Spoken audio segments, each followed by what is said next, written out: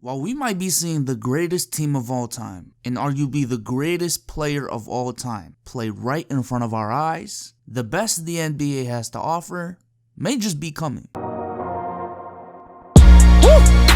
on my way to an island and I'm popping shit at the pilot. Niggas be broken, be sobbing, but still talking shit like they violent. Niggas is broke. So this year I finally got around to getting NBA League Pass, and I honestly don't know how I was living before it. Shout out to NBA Playmakers, by the way, for hooking me up.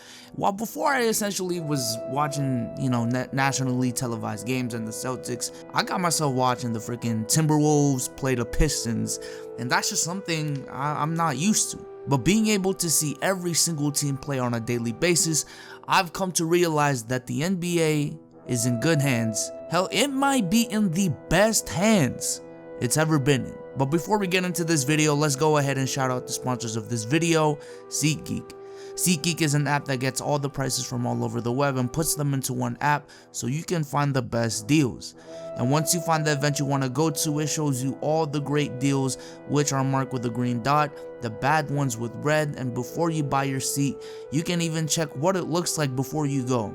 Use code Bsolz for $20 off your first order. Okay, so going back to the video, like I said, the amount of potential and star power around this league and what it can turn into in the future is actually ridiculous.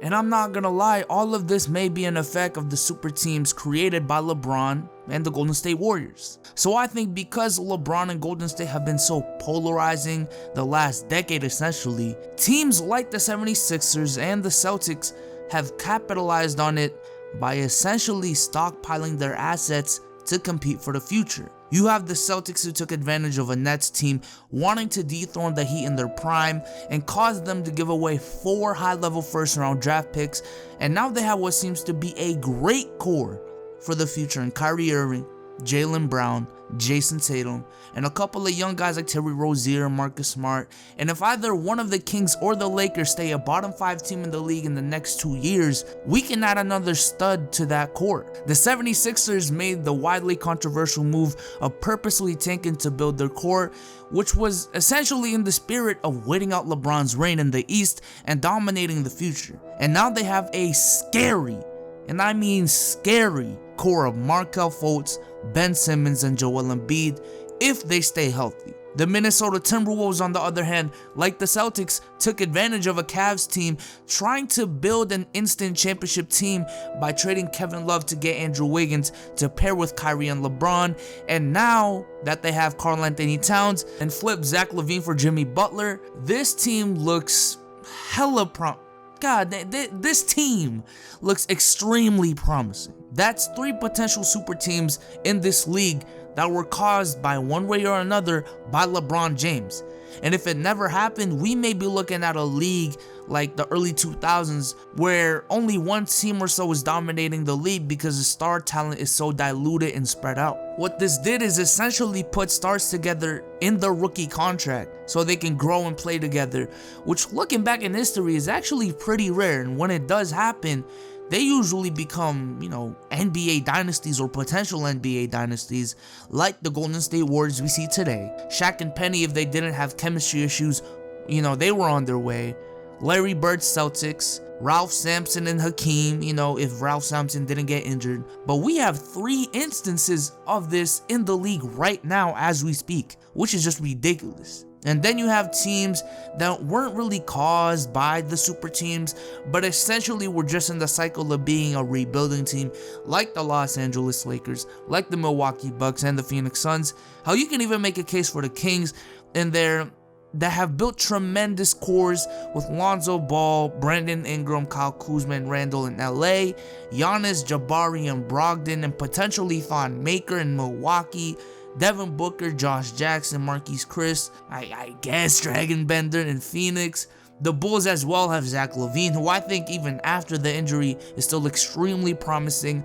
And with the way things are going right now, they may be able to land Marvin Bagley or Michael Porter Jr. in the draft next year. And Lauri Markkanen has also been looking really impressive so far. So that's 7 teams I've named off with terrific cores that have multiple potential star level players in position to dominate the league in 4 to 5 to 6 years. And besides that, we still have players that are stars in the league right now that are gonna be in their prime or near their prime 4 to 5 years from now, like Anthony Davis, who's gonna be 29, 30 years old. Kyrie is also gonna be around that age. The same with Kawhi Leonard, already a top 3 player in the league right now. Bradley Beal, Andre Drummond, Rudy Gobert. Essentially, these guys, you know, the Bradley Beals and the Andre Drummonds, they're gonna be what the Al Horfords and the Marc Gasols are to our league right now. And the way things are going right now, hell, LeBron, Kevin Durant, Westbrook, Curry, Harden, and the stars we have right now that are in their late 20s, they'll still be very formidable and valuable players in our league 4 to 5 years from now. They're gonna be, you know, 33, 34, 35. For LeBron, he's gonna be like 38, but the way these guys are aging, they're still gonna be really good players. Obviously not as good as they are right now, but they're still gonna be really good. And I know I haven't really talked about him yet, but Porzingis as well should be dominant at this point in time. But to be honest, the way things are going on right now, he may be the new DeMarcus Cousins of the league, wanting to stay in New York, but his team simply is not providing. Like, I personally think the amount of stars in this league right now is overwhelming, but this might just be the tip of the iceberg. In a couple years, we'll have all this potential actually turn into something tangible, and there's a lot of it to turn in the league, while the stars of our league right now are still legitimate stars 4 to 5 years from now. It's gonna be crazy. And as far as the faces of the league, I think the stage is set for Giannis to be that next guy for us to watch year in and year out climb the all-time ladder. And if Lonzo Ball becomes the star we think he can be, you know LeVar will continue to grow the popularity of the NBA and make it entertaining. So based on what I'm seeing a league where there are multiple super teams, where for the most part talents are not being wasted, where there looks like there will be parity in the league, but potentially for one team to still win multiple championships for a period of time, but not dominate the league like the Cavs and the Warriors are doing right now, where there might be a legitimate 10 players with superstar talents in the league in their prime at around the same time, alongside the stars that we have today, still being valuable but aging well because of the advancements in medication and recovery. And last but not least, man, both the Lakers and the Celtics are on pace to be near the top of the league again. And that is always, and I mean always, good for the NBA. But with that being said, let me know in the comment section down below which team you think will dominate the league in 5 to 6 years. But with that being said, I am out. Peace.